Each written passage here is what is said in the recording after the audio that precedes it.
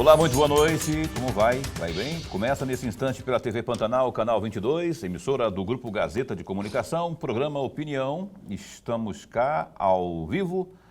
Mais uma vez, como dissemos, hoje a gente entrevista o deputado Júlio Campos e a gente vai prosear sobre um monte de assuntos que não faltam, porque tem aquela Assembleia está fervendo de assuntos.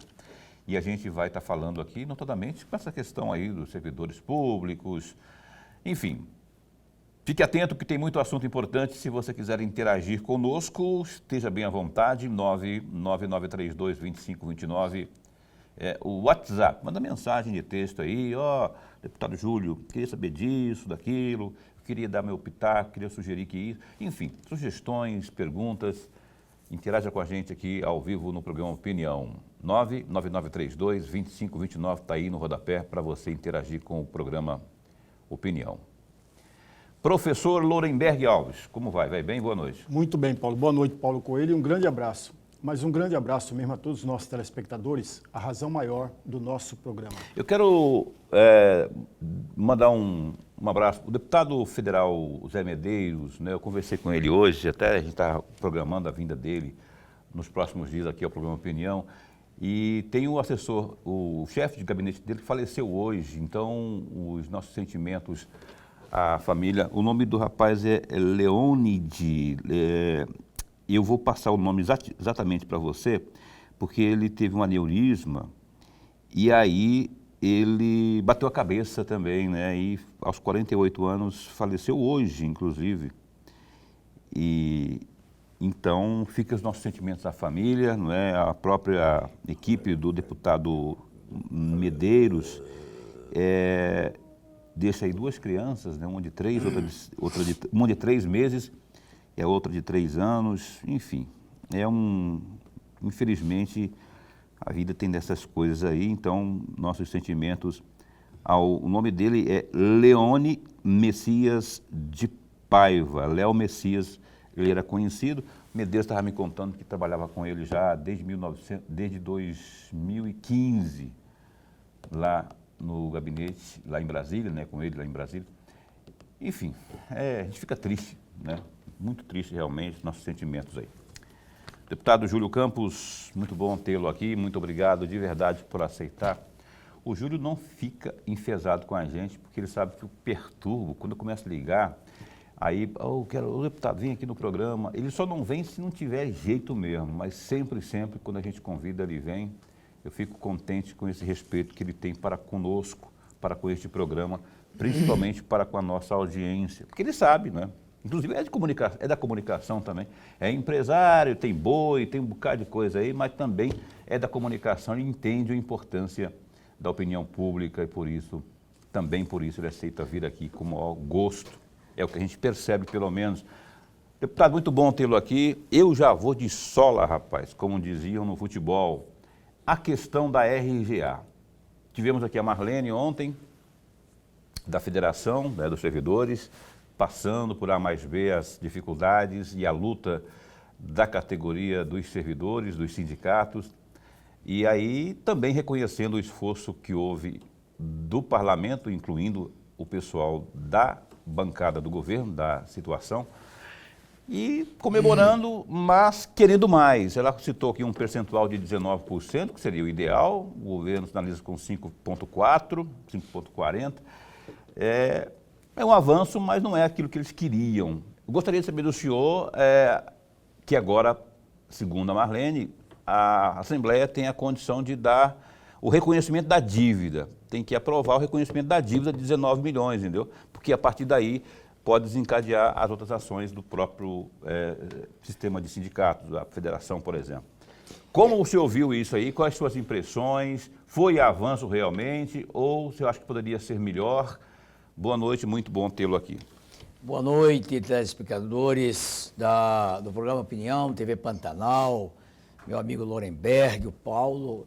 É uma satisfação imensa voltar a conversar com vocês. Com relação à votação que a Assembleia promoveu no dia de ontem, em caráter extraordinário, para a revisão do RGA, primeiro aprovando o RGA do exercício de 2025, que vai vigorar a partir da folha salarial de janeiro de 2026. Apenas de 5,4. Lamentavelmente, o governador tinha anunciado que só ia apresentar o 4,26, que é o que foi divulgado pelo governo federal referente à inflação do ano passado. Mas depois de muita delonga, houve uma emenda de bancada lá, todos nós, parlamentares que defendemos servidores públicos, colocamos uma emenda liderada pelo deputado Lúdio, deputado Janaína, por mim, pelo Wilson Santos, de que se houvesse receita suficiente a partir de maio, excesso de arrecadação, nós iríamos já começar a pagar o RG atrasado, que era até ontem de 19 ponto alguma coisa, mas como o governador deu um e pouquinho a mais, então agora nós estamos devendo aproximadamente 18 e pouquinho do RG atrasado dos anos que não foram pagos, em especial dos 3 anos da pandemia, quando por lei federal, na época o presidente Bolsonaro fez uma lei federal de que ia transferir bilhões de reais para os estados para socorrer, né, a Covid, né, para combater a Covid, e recomendava os estados não dar o reajuste, como ele não deu também para o governo federal, né? Só que essa defasagem ocorreu e realmente prejudicou muito. Tanto é que hoje 80%, 90% dos servidores do estado estão endividados, os tais consignados, os tais CDC. Hoje, a maioria dos nossos servidores, que são os valorosos colaboradores, né, do Estado, o Estado não trabalha só servidor, estão endividados junto aos bancos e também numa injustiça tremenda, com juros elevadíssimos, e tem funcionário que recebe apenas 25% do salário.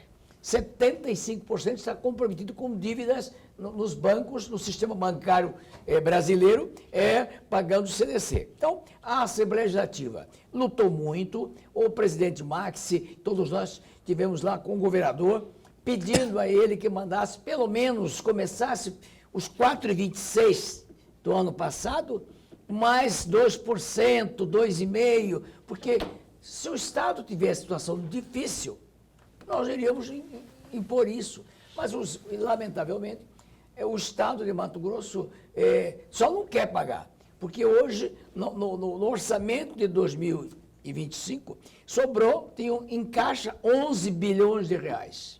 Esse reajuste, se pagasse os 19 e pouco, ia custar 3 bilhões e 600. Mas se parcelasse, os funcionários não querem nem receber à vista.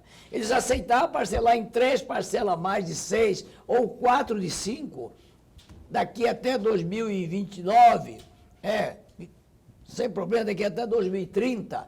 Mas só que o governador foi muito renitente, em parte ele alega seus motivos de que houve uma reforma tributária, o Estado tem que ter um caixa, prevenir com um caixa fixo, porque pode, no ano que vem, quando começar a diminuir a receita do Estado, já ter uma poupança para não ter problema, e ele quer investir em algumas obras prioritárias. Então, realmente, não deu o que nós queríamos, mas para compensar isso, nós fizemos o seguinte: nós agora, pelo menos, estamos tentando reconhecer, através de uma emenda constitucional, de que o Estado de Mato Grosso é devedor aos seus servidores de 18% referente ao RG atrasado. Isso vai ser aprovado?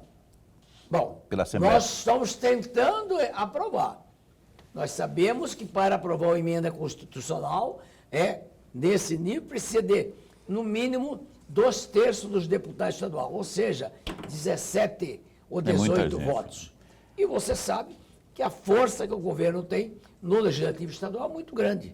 Se o governador empinar o carro, como diz o termo, nós não conseguiremos aprovar, mas vamos lutar. Hoje eu acho que nós temos assegurado lá pelo menos 14 votos seguros, como já tínhamos para aquela emenda da bancada que ia dar um reajuste, né?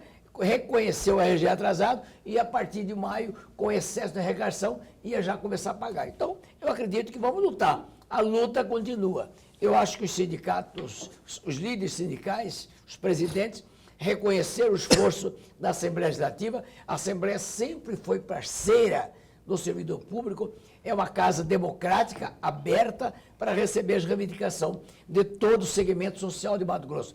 A Assembleia recebe a reivindicação dos produtores rurais, dos industriais, dos comerciantes, dos servidores públicos, dos policiais militares, enfim, a Assembleia é para isso, né? Lá é a casa do povo. Tomara que o governador não endureça o caldo, não dificulte essa aprovação lá pelo parlamento, libere sua bancada situacionista para que haja esse reconhecimento da dívida e a partir daí nós temos uma o luz calendário. no túnel. Hoje, vendo uma entrevista do pré-candidato a governador do meu partido, União Brasil, que é, por sinal, o meu irmão, o senador Jaime Campos, ele já confirmou de que, se for eleito governador do estado, ano que vem, Pagará integralmente. ele vai pagar o RGA. Não integralmente, pode até parcelar. Ele falou integral, eu vi na reportagem. Paga integral os 18%, mas pode até dividir, se não tiver condição, pode dividir em três vezes, além do RGA normal, mais 6% ao ano. Eu vi o Jaime realmente falando isso aí. Eu acho que todos os candidatos a governador têm que fazer esse compromisso. Não, isso é compromisso número 0001. Você governador, você candidato ao governo do estado que vier a subestimar o poder do... Isso falando de eleição, falando de política eleitoral, né? Se você subestimar o poder do eleitorado, especialmente essa fatia de servidores públicos, eu acho que foi o próprio Júlio que falou uma vez que o servidor público de Mato Grosso pode até não conseguir eleger... O Pedro Ossian, é uma frase histórica do ex-governador foi do Pedro Ossian. de Pode que até não eleger. o servidor público. Pode até não ele eleger. pode não eleger o cidadão, mas que ele derrota. E é uma grande verdade. E é uma grande verdade. Aqui temos um exemplo típico, primeira eleição, vez passada, quando Emanuel Pinheiro disputou com o Abílio. Lembra? O Abílio ganhou de 15 mil votos de frente no primeiro turno. E no dia seguinte ele falou, o primeiro ato meu vai ser demitir 3 mil funcionários da prefeitura. Houve uma junção de solidariedade, o funcionário público municipal, estadual e federal se uniu e derrotaram o Abílio no segundo turno por 7 mil votos. Aí. Então tem vários exemplos ao longo da história. Não é brincadeira. Então, cuidado, eu já adverti o governador Mauro Mendes. Abre o olho, companheiro. Mickey Lau que já dizia, fique esperto, tô ligado. Então se liga aí, viu, professor? Deputado, antes de mais nada, registrar sempre, mas sempre a alegria de tê-lo aqui no nosso bate-papo. Todos nós ganhamos muito com a sua presença. Sim, senhor. Aliás, tem uma experiência enorme no jogo político eleitoral. Foi prefeito, foi quase tudo, governador, Falta foi ser vereador senador, agora. foi deputado federal e agora deputado estadual. Então, todos nós ganhamos muito. Deputado, eu vou insistir na questão da RGA, que foi aprovado pela Assembleia Legislativa de 5,40. Mas tem alguns parlamentares que não gostaram ou, pelo menos, não demonstraram tanta satisfação assim. Por exemplo, a deputada Janaína chegou a afirmar que é uma vitória com gosto de derrota. O deputado Wilson Santos chegou a afirmar o seguinte, que era uma ninharia, era uma brincadeira.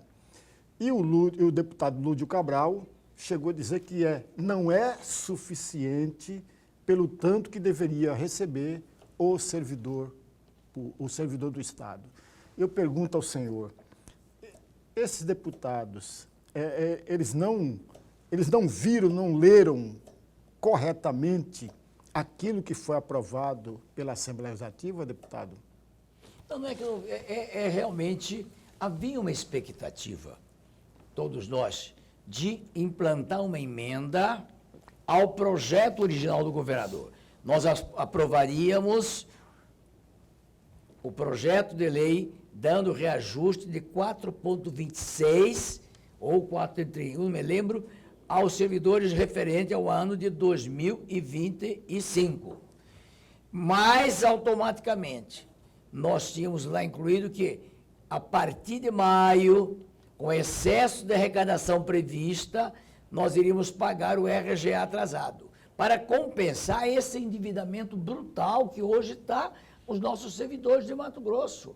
Eu tenho pessoa, como eu falei, tem pessoa que está recebendo 25%, ganha 10 mil, recebe 2.500, porque 7.500 já está comprometido, né? Além disso, tem os aposentados, que também sofrem a cobrança dos 14% da Previdência Social, do MTPrev.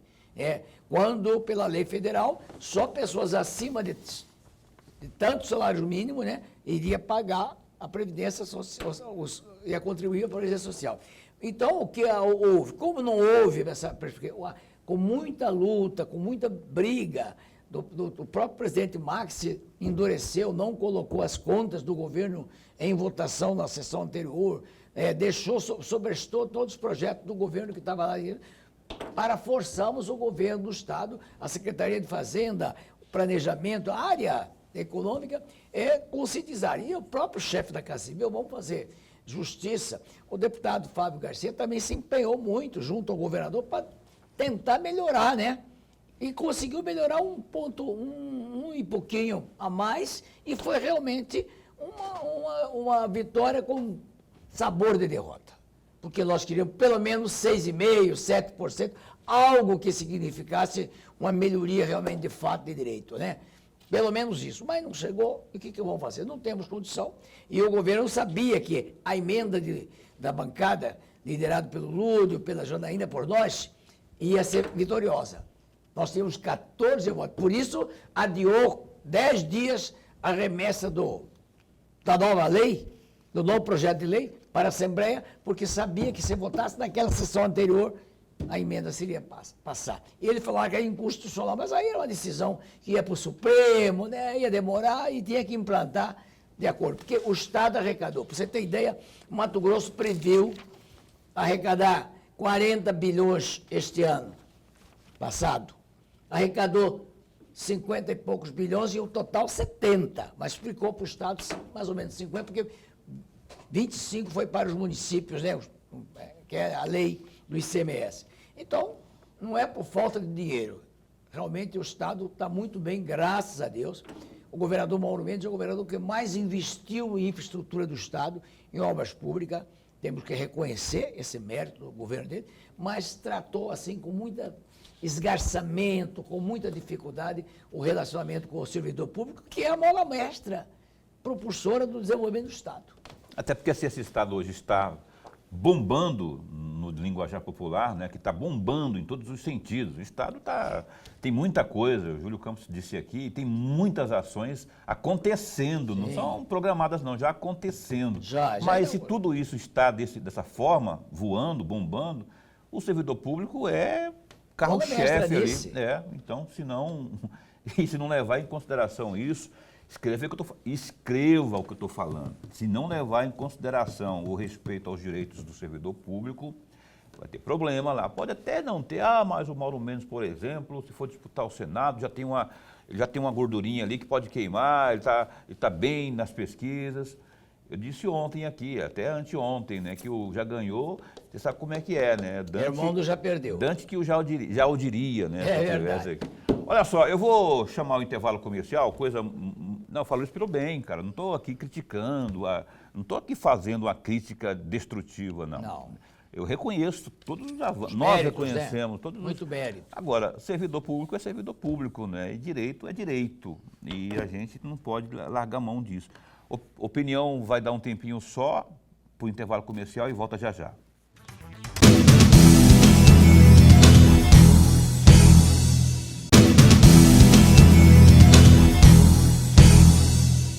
Eis que estamos de volta, você está assistindo ao programa Opinião na sua TV Pantanal. Muito obrigado pelo carinho da sua companhia, onde quer que você se encontre, com quem quer que você se encontre.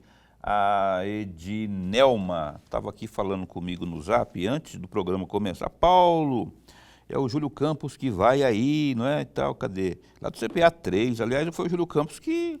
Aquelas casinhas. Foi o Júlio Campos lá, né? Não sei se foi por isso que a Edinelma mandou aqui um abraço. Manda um abraço para mim aqui, eu e o Joacir, que é o glorioso marido dela. Então, um abraço para vocês aí, né, Edinelma e o Joacir. Gazeta Digital.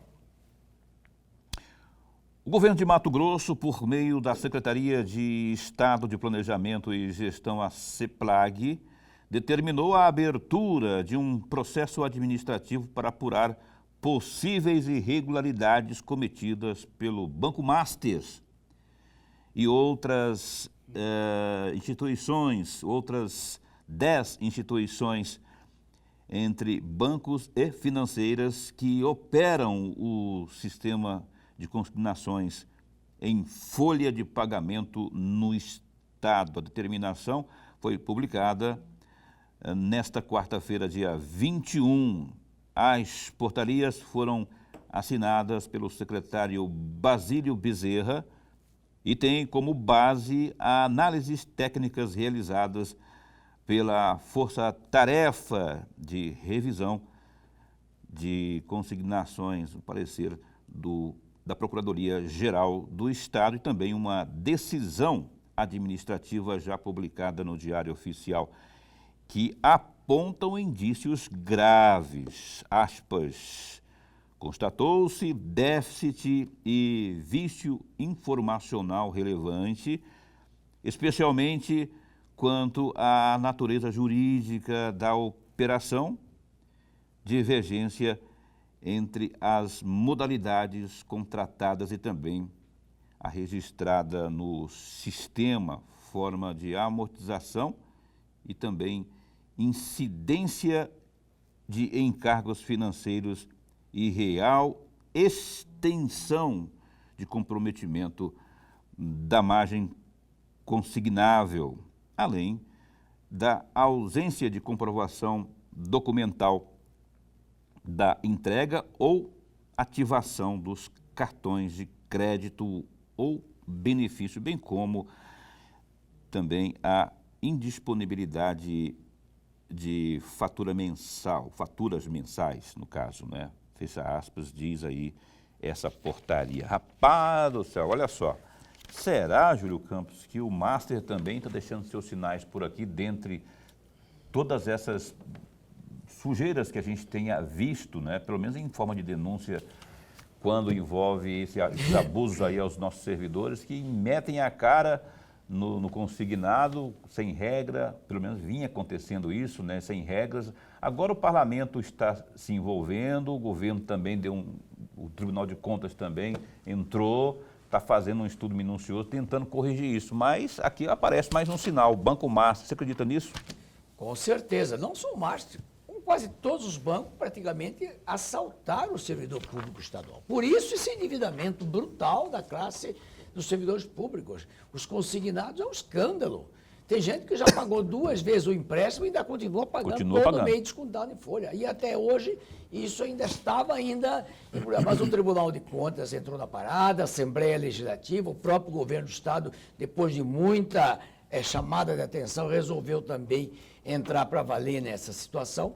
E eu acredito que vamos consertar isso, se Deus quiser, que é necessário. E há até denúncias de que não só fundos de pensão das prefeituras de Mato Grosso, como também do próprio Estado, investiram, né, comprando os CDB do Master com juros mentirosos, né, que iam devolver 140% de lucro, e, no entanto, tomaram prejuízo porque o banco quebrou e agora são milhares e milhares, só cidadão brasileiro, tem 1.600.000 cidadãos brasileiros que tomaram prejuízo. Uhum. Quem investiu no Banco Master, aplicando lá acima de 250 mil, não vai receber mais. Só vai receber até 250 mil. Eu vi uma declaração de uma dentista conhecida nossa, que ela tinha 780 mil reais lá aplicado, vai receber 250, quer dizer, 5 anos de trabalho dela perdido, né? E assim outros fundos de pensão. Eu ouvi falar que algumas prefeituras do Nordeste também, e há também vários políticos envolvidos, né, nesse escândalo, e até gente do judiciário. Você vê, né? A própria Folha de São Paulo, o Estado de São Paulo, está falando que 2 ministros do Supremo, né, envolvidos com o Master, o ministro Toffoli e o ministro Alexandre, né? Quer dizer, então tudo isso é uma coisa que o Brasil ficou mesmo difícil de acreditar, né? Tem um furo de reportagem de agora, do dia de hoje, do jornal O Estado, o Estadão, né? Repórteres foram lá para verificar a situação do Toffoli. A cunhada do Toffoli, ou seja, a irmã a esposa do irmão dele, do irmão dele, confirmando, não, isso aqui não não é nosso não, ou seja, é do Toffoli, né? Aí ela fala assim pro repórter, você acha mesmo, se fosse nosso esse resort, se esse resort fosse nosso, eu estaria morando numa casa nessa situação assim? Tá lá a casa toda... Assim, humilde, né? Humilde, pros padrões, né? Humilde. Casa decente. Ela 50. negando, assim, quer dizer, a situação do Toffoli está mais difícil do que do Alexandre de Moraes, porque ele foi tentar entrar ali para salvar a própria barra e do Alexandre, e agora a situação está ficando feia. E o que eu fico mais alentado, mais assim, tranquilo, é porque a grande imprensa, outrora meio carcomida, estava meio sonolenta, aí agora... Até a Globo. Até a Globo. Inacreditável, né? Inacreditável. Professor Lorenberg. Deputado, quando se aprovou agora na Assembleia Legislativa o RGA, também aprovou as contas do governo e também as contas do Tribunal de Contas do Estado, por 22 votos favoráveis à aprovação das contas do Tribunal de Contas. E do governo, 20 votos favoráveis e 4 contra. Mas o que me chamou a atenção, deputado, eu gostaria muito de ouvi-lo a respeito, exatamente sobre um detalhe. Eu estava lendo uma matéria no site do Tribunal de Contas do Estado e eu vou ler integralmente o que está escrito nesta matéria. De acordo com o Ministério Público de Contas do Tribunal, a ausência do anexo do investimento da concessionária Rota do Oeste na Lua. Eu pergunto ao senhor, deputado, essa discussão sobre essa ausência, e que não é de hoje, em anos anteriores também foi registrada essa ausência, tem sido tema de discussão dentro da Assembleia, deputado, ou não? Lamentavelmente, no debate agora da aprovação das contas, não teve nem debate. Praticamente foi uma votação logo após o RGA, né? Já estava aquela barulheira, colocou em votação. Não sei como que teve até 4 votos contra as contas do governo, né? Ainda teve 4 votos contra e uma contra o Tribunal Os de dois Contas, do PT, né? Quem foram os outros dois? Não sei, né? Votação secreta, né? Júlio Campos, quer ver mais? Pelo computador. Tem bastante suspeito, né? São uns 4 aí. Janaína, esse povo, Urso Santos, Faisal, que são mais ou menos independentes. O que ocorre? Nós fizemos uma reunião da Comissão de Infraestrutura da Assembleia Legislativa, que é presidida pelo deputado Moreto, Valmir Moreto, lá da região oeste, Cáceres, Pontes Lacerda, e nós convocamos para uma palestra, um depoimento, o presidente da MTPAR. E uma das perguntas que eu fiz para ele foi essa: não é admissível que a MTPAR, que usa o dinheiro do Tesouro do Estado, ela é uma subsidiária do governo do Estado, e não presta conta, faz as obras sem licitação. Enquanto o Estado de Mato Grosso paga, professor Leberg, 2 milhões a 2 milhões e meio o quilômetro de uma rodovia asfaltada, a Nova Rota, que é a concessionária da BR-163, que é da propriedade da MTPAR, paga 7 milhões e 500 mil reais o quilômetro. É um absurdo. Mas como não tem licitação, ele pode falar, melhor a empresa ofereceu esse preço, pode contratar. Então, realmente, há uma preocupação do Tribunal de Contas, do Ministério Público de Contas, com relação à não prestação de contas do MTPAR. Por isso, esse voto dizendo que a conta do governo não estava totalmente correto, porque a MTPAR, que usa dinheiro do governo, dinheiro do Tesouro, dinheiro nosso imposto, não tem uma transparência da sua devida aplicação dentro da lei da ordem. Vou trocar um pouco de assunto, mas não que não possamos voltar a esse assunto, se for necessário. Lorenberg, fique bem à vontade. Você que está assistindo, tem alguma pergunta, fique bem à vontade. Eu quero abrir espaço para conversarmos sobre o nosso necessário Hospital Santa Casa. Sim. Existe toda uma ansiedade e um receio de muita gente do fechamento dessa importantíssima unidade. é importante, e nós aqui nessa bancada, nós defendemos sempre que essa unidade seja mantida aberta, dada a importância dela, né? Com a formação que está ali, atendimento para o portador de câncer, a questão da pediatria, que é importante. Gente que vem lá do Pedra 90, porque sabe que o atendimento acontece no Santa Casa. Pontas de Lacerda, né? Vem de gente de fora também. Então é importante o governo do estado resistente, mantê-la aberta, alegando aí a abertura, inauguração do Hospital Central, mas ainda existe uma incógnita. Esse rapaz que está do meu lado aqui, Júlio José de Campos, nesses últimos dias aí andou propondo, e até vi um vídeo onde ele conversava com o Abílio, uma engenharia onde que o município, ao cabo, depois de uma participação da Assembleia, assumiria a responsabilidade e assim manteria o Hospital Santa Casa aberto com a assunção do município. Queria que o senhor explicasse direitinho, eu sei que partiu do senhor, e aí o senhor ficou de, inclusive, ver como se portariam os outros colegas seus lá no parlamento, né? Se aportariam também com as suas emendas parlamentares. Como é que está essa situação hoje?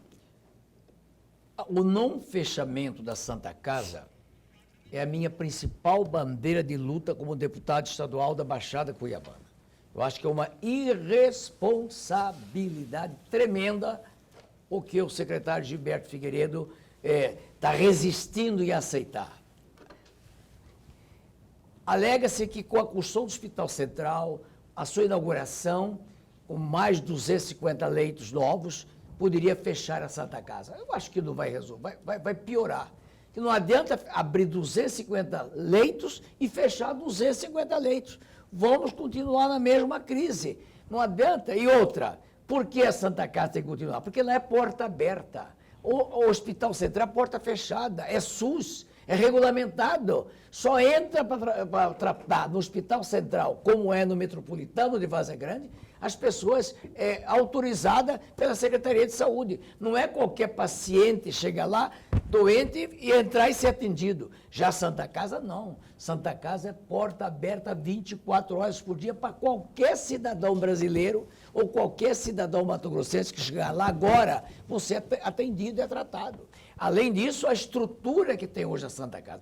Como o governo do Estado decretou a intervenção há 3 ou 4 anos atrás e reequipou a Santa Casa. Hoje a Santa Casa tem lá funcionando perfeitamente 5 centros cirúrgicos.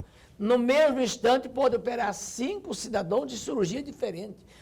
A Santa Casa tem um centro odontológico infantil maravilhoso, pronto atendendo as crianças que estão, os pacientes que estão com câncer, dia e noite atendendo, fazendo radioterapia, quimioterapia, enfim. A Santa Casa tem um centro de tratamento para os portadores do rim, de doenças de rim, que precisa do hemodiálise, totalmente equipado, funcionando.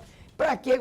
E o que ocorre? Fechando a Santa Casa, esse material vai para onde? Não vai ser utilizado, porque o próprio Hospital Central comprou tudo novo, moderno. O governador Mauro Mendes, então, boa hora, vamos reconhecer, fez um hospital maravilhoso, com equipamentos moderníssimos, assessorado pelo Hospital Alberto Einstein, São Paulo. Mas, bom, abriu o hospital, vai começar a funcionar. Mas não pode fechar a Santa Casa. Sabe quanto é o custo da Santa Casa? 20 milhões por mês. Com o seu funcionamento, 20 milhões por mês, dividido por 3. 33% é do governo federal, 33% é competência do Estado e 33% é competência do município. E eu propus isso para o prefeito Abílio, a Assembleia entrar nessa parada. Como? Nós, deputados estaduais, os 24, têm direito a uma emenda parlamentar de 13 milhões de reais para a saúde, aplicando a saúde. A minha sugestão foi um apelo que eu fiz de que cada um de nós destinássemos 10%, ou seja, 1.300.000. Com 24, nós daríamos para comprar a Santa Casa, que hoje está avaliada em 30 milhões de reais. O prefeito Abílio pediu só uma, falou, Júlio, se você sensibilizar os seus colegas e conseguir para mim 24 milhões, os 6 milhões restantes, eu aporto do município de Cuiabá e vou tocar a Santa Casa. Assumo a Santa Casa, passo a gerir a Santa Casa como um hospital municipal. mas, lamentavelmente, o meu apelo parece que está fazendo, não está entrando no ouvido. Poucos colegas responderam sim para o meu apelo, mas eu não vou parar. Dia 3, dia 2, reabre a Assembleia, eu vou sair de gabinete em gabinete implorando aos meus colegas parlamentares que todos usam o serviço médico de Cuiabá, paciente, todos os eleitores deles, lá de Água Boa, vem para Cuiabá, lá de Pochorel, lá de Cáceres, a Santa Casa recebe paciente de todo o Mato Grosso, Sim. sem discriminação, para que destinem pelo menos R$1 milhão.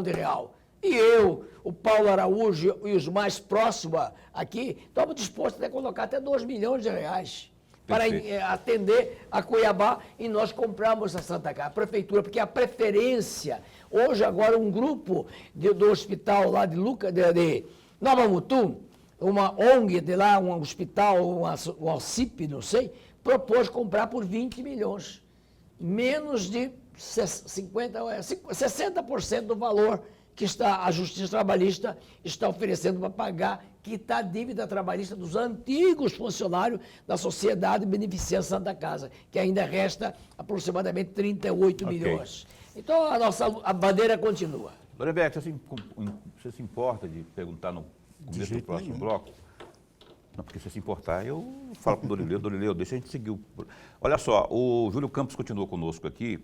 Eu vou só pedir antes para o intervalo, deputado, assim que o senhor tiver começar a fazer essa peregrinação junto aos gabinetes lá para arrecadar esse dinheiro, essas emendas, se o senhor puder passar os nomes para a gente daqueles que aceitarem, sim, passo com prazer. Passa aqui que eu faço questão de estar revelando aqui aquele deputado que aceitar ceder parte de sua emenda para a compra do Hospital Santa Casa.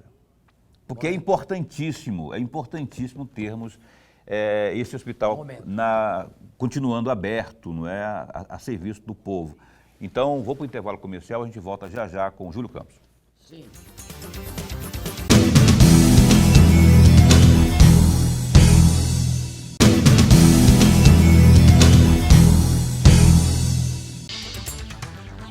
Você está assistindo ao programa Opinião na sua TV Pantanal, hoje com o deputado estadual Júlio Campos. Professor Lorenberg.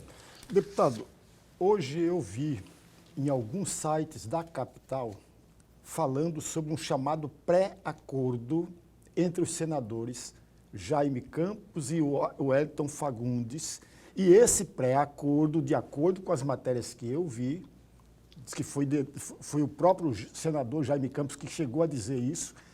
Esse pré-acordo estaria sacramentado em 2 pontos. O primeiro, quem estivesse à frente das pesquisas ficaria com a vaga e o outro apoiaria. Por exemplo, se o Wellington estivesse na frente das pesquisas, o senador Jaime Campos recuaria e apoiaria o Wellington Fagundes, desde que o Wellington Fagundes colocasse a dona Lucimar como candidata a vice. E se o Wellington Fagundes estivesse abaixo da pesquisa, o Jaime Campos teria o apoio do senador Wellington Fagundes e a esposa do senador Wellington Fagundes viria para ser candidata a vice na chapa do senador Jaime Campos. Procede essa informação, deputado? Se procede, como seria a costura, porque está falando do PL com União Brasil e o PP. Como procederia, como é essa costura? Veja bem, essa conversa foi quase como uma brincadeira. Eu acho que o senador Wellington estava em Brasília, devia estar num jantar lá, né, com as lideranças nacional, e ele ligou para o senador Jaime, dizendo: senador Jaime, o senhor tem que considerar, eu não fui governador ainda, o senhor já foi, né? Eu não posso morrer sem ser governador do estado. Me ajude, me apoie para governador. Aí já falou: olha, eu não morro de amor em ser candidato a governador, não tem problema, não faço, né, política a troco de cargo, eu faço política porque gosto. Vamos fazer o seguinte proposta, Wellington. Isso foi a conversa. Se você topar, em maio ou abril, maio, nós contratamos um Instituto Nacional de Pesquisa, de credibilidade, e fazer uma pesquisa em todo o Mato Grosso, ouvindo uma pesquisa ampla, com 2, 3 mil pessoas, né, participando. Se você sair na minha frente na pesquisa, eu te apoio para governador. E se eu sair, você me apoia. Aí o Hélito falou, olha, eu te apoio, você... eu gostaria de que você me apoiasse, mas eu queria com uma condição, que você deixasse a Lucimar ser minha, não é que eu indicasse, se você deixasse a Lucimar ser minha vice. Aí falou, esse assunto é dela, né? Eu não vou negociar minha mulher, ainda falou desse termo, né? Mas aí eu falou, e se isso aí acontecer, você deixaria sua mulher ser minha vice, a Mariane, né? Ele falou, podemos conversar também. Então, quer dizer, foi uma conversa como diz, de bêbado para delegado. Foi, e saiu da imprensa. O Jaime não desmentiu, porque realmente foi uma verdade, mas eu acho que difícil, como você falou, uma coligação de União Brasil e PL, né? União Brasil agora fazendo mais uma parceria, né, uma federação com o PP, com os progressistas. Então, já não é só União Brasil, a convenção para a escolha de candidato é União Brasil e progressista, que vai escolher os candidatos às eleições de outubro próximo, e o PL, que nós sabemos que tem uma chapa muito forte, né, aqui em Mato Grosso. O Independente, o PL foi vitorioso nas eleições estadual, vez passada, federal do Bolsonaro, com 65%, e agora na municipal, elegeu os prefeitos, os maiores colégios eleitorais do Estado. Então, e dificilmente, até porque o PL já tem o candidato a governador, que é o Hélito, o candidato a senador, que é o Medeiros, que são candidatos fortes, né, que estão aí na disputa, e já tem até outros querendo ser a segunda vaga de Senado, né, a vice. Então, eles podem disputar só com a chapa própria, né? Só o PL sozinho, eles têm estrutura. Dizem que a Rosana Martinelli, lá de Sinop, podia ser a vice do Hélito, já é suplente, podia ser a vice. Então, eu acho que foi uma conversa, como diz o de bêbado para delegado, mas que pode até ser realizado. Mas como? Nós teremos que ter a decisão do diretório. Nada será tomado antes da janela partidária. Porque em março, haverá uma janela partidária e aí a gente vai ter certeza se o partido quer candidato. A primeira pesquisa que nós temos que fazer é uma pesquisa no partido. União Brasil quer candidatura própria a governador? Ou não, já quer coligar no primeiro turno? Porque a eleição é em 2 turnos, professor. Quando criou a figura da eleição em 2 turnos, é o seguinte, no primeiro turno, todos os partidos políticos lançam o seu programa de governo e, em seguida, o seu candidato para defender esse programa. O eleitor, dia 4 de outubro, escolherá os 2 programas de governo que mais vá ao encontro do eleitor mato-grossense. E no segundo turno se faz as devidas coligações, os apoiamentos. Então não há porquê. O republicano, que é o partido que tem como pré-candidato o vice-governador Otaviano Pivetta, que é um excelente nome, né? Com serviço prestado como prefeito, como vice-governador, à altura de ser governador. O PL tem o senador, o Hélito Fagundes, que é um político tradicional, também preparado para qualquer missão. União Brasil tem o senador Jaime Campos, que é um político também à altura de ser governador de novo, e a Frente Cidadania. Não podemos desconhecer que a Frente Cidadania está lançando um fato novo, que é uma excepcional médica, professora, empresária, doutora Natasha Saxarenko, que pode ser o outsider que fala. O azarão também, né? O azarão nessa eleição, até porque ela vai estar com o apoio do presidente Lula. E não se iluda, não. Hoje, se tiver uma eleição presidencial, o Lula tem muita possibilidade de ganhar as eleições novamente, porque a direita, por enquanto, ainda está dividida, né, com 4, 5 nomes aí, Ratinho Júnior, Caiado, Tarcísio, Zema, Flávio Bolsonaro, todos. Essa questão foi a proposta da situação nacional, aqui para o estado de Mato Grosso, puxando para cá, você acha que essa candidatura do Flávio Bolsonaro, por exemplo, que agora, ainda que haja um certo racha... um desarranjo. Mas parece que estão se ajustando, né? Estão se ajustando. Uma vez sendo para valer e consolidada, ela vindo para cá, tendo o União Brasil como possível candidato, como possível aliado do PL aqui no estado de Mato Grosso, você acha que pode fazer diferença? Pode mudar o rumo da eleição, pode influenciar na eleição estadual aqui? Com certeza. Aqui sempre a candidatura a presidente influi na eleição do governador. Vou dizer um exemplo. Em 98, eu estava muito bem situado. Eu era do PFL. O nosso amigo Dante de Oliveira do PSDB. O número do PFL era 25, o número do PSDB é 45, que era o mesmo número do Fernando Henrique. O eleitor de Mato Grosso, satisfeito com a gestão do presidente Fernando Henrique, queria reeleger o presidente, automaticamente elegeu também o Dante, porque o próprio pesquisador na época disse, olha, está mudando a eleição, o Nortão não é mais seu. O Nortão já está caminhando por 45 de idade, e foi. E outras vezes também influiu. E agora, com certeza, o presidente Bolsonaro influenciou muito aqui em Mato Grosso, porque o nosso amigo Mauro Mendes estava, né? Nós estávamos com ele naquela eleição, e agora o Flávio Bolsonaro, que é um fortíssimo candidato, não se iluda não. Né?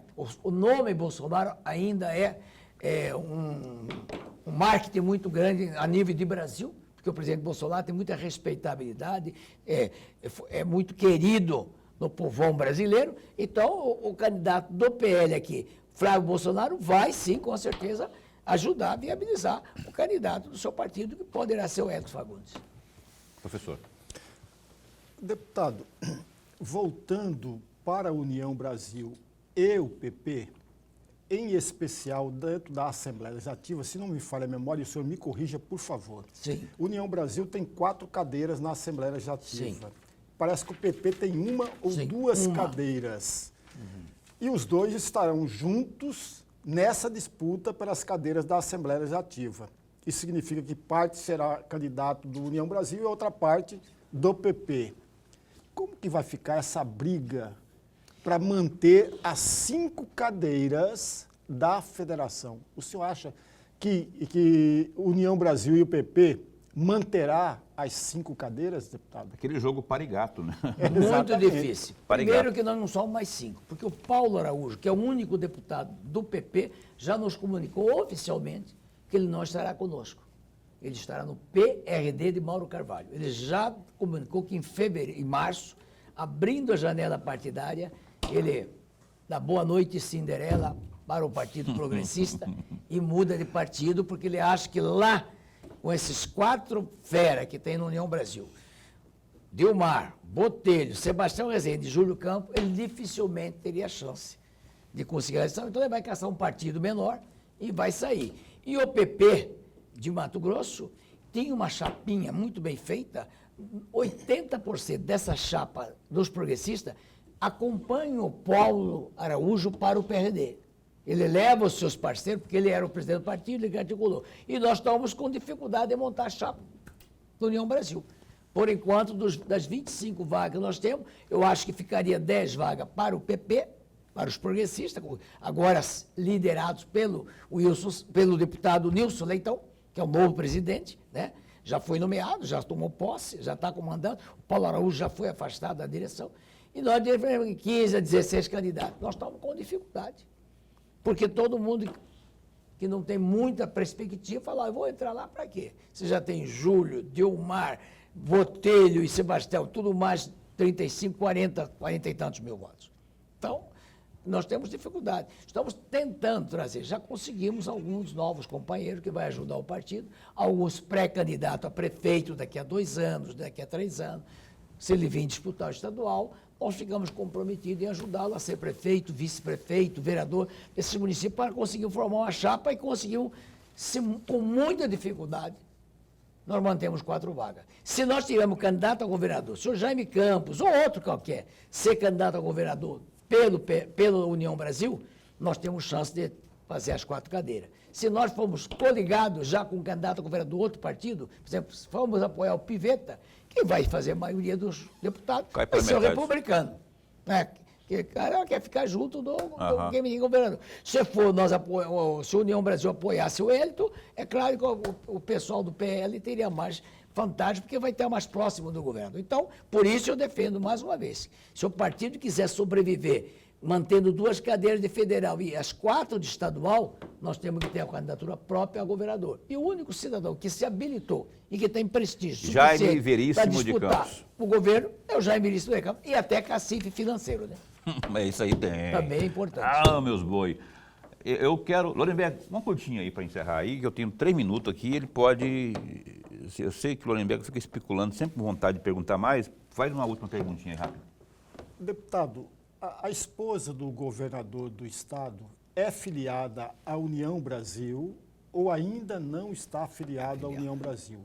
Se está afiliada à União Brasil, o senhor tem notícia que ela virá, sim, para uma disputa à cadeira na Câmara Federal ou não? Dona Virgínia não é só filiada, como é membro do diretório regional Ó, do partido, tem direito a voto na convenção partidária, né, e tem assento no comando do partido. Né? E como também a ex-prefeita Lucimar Campos e a ex-deputada federal Celcita Pinheiro, nós temos várias mulheres que compõem a direção estadual do partido, né? Até porque o eleitorado feminino hoje é 53%. E ela é um dos nomes que nós estamos listando como pré-candidata a deputada federal. Porque se o governador Mauro Mendes desincompatibilizar do governo, como é previsto, até o dia 4 de abril, ela tem toda a condição de ser candidata a deputada federal, a deputada estadual, ou até a senadora, se ela bem entendesse. Quer dizer, estaria com condição. Só não pode o Mauro permanecer no governo. Se o Mauro permanecesse no governo, ela seria inelegível. Mas então a dona Virgínia é um dos nomes cotados e se for candidata, tenho certeza absoluta que vai ser a mais votada. e forte. Mas Fortíssima. Mulherio no poder, olha só o hipotético cenário para o ano que vem. Virgínia deputada, a Lucimar Campos vice-governadora, Janaína Riva senadora, tá toda essa mulherada. Fernanda reeleita. Fernanda que está aí buscando a reeleição também. Reelege. Tem, a mais fácil de, tem mais forte uma lá. turma toda aí. E é bom que as mulheres se apresentem, evidentemente, até para a gente fazer mais luta, trazer mais luta pelos direitos da mulher e pelo desenvolvimento do Estado. Isso. É isso, gente. Olha, o Júlio Campos esteve conosco aqui. Eu tenho que encerrar o programa, agradecer ao senhor por ter vindo. Parabéns pela sua iniciativa junto a tudo que o senhor falou, mas especialmente ao Hospital Santa Casa. Você que, deputado parlamentar aí, que disponibilizar a emenda, a gente vai falar aqui também, né? Vamos falar aqui porque é mais do que justo e necessário que o nosso Hospital Santa Casa se mantenha aberto, Júlio Campos. Até uma história, né? 200 e tantos anos. O Júlio vai estar, você deputado, vai bater a sua porta, o Júlio Campos, atenda ele e atenda com no mínimo R$1 milhão. Aí é 1.300.000, porque aí a gente vai ter a garantia do Hospital Santa Casa aberto. Deputado Júlio Campos, obrigado ao senhor, que agora vai se dedicar à sua reeleição, trabalho de reeleição, percorrendo o trecho, e esse espaço segue a postos para bem informar. Muito obrigado, um grande abraço e boa noite a todos. Um abraço, boa noite a todos, Lorenberg. Até amanhã. A gente se encontra às 19h30 amanhã, aqui ao vivo, na sua TV Pantanal, canal 22, emissora do Grupo Gazeta de Comunicação. Fica bem, fica com Deus também.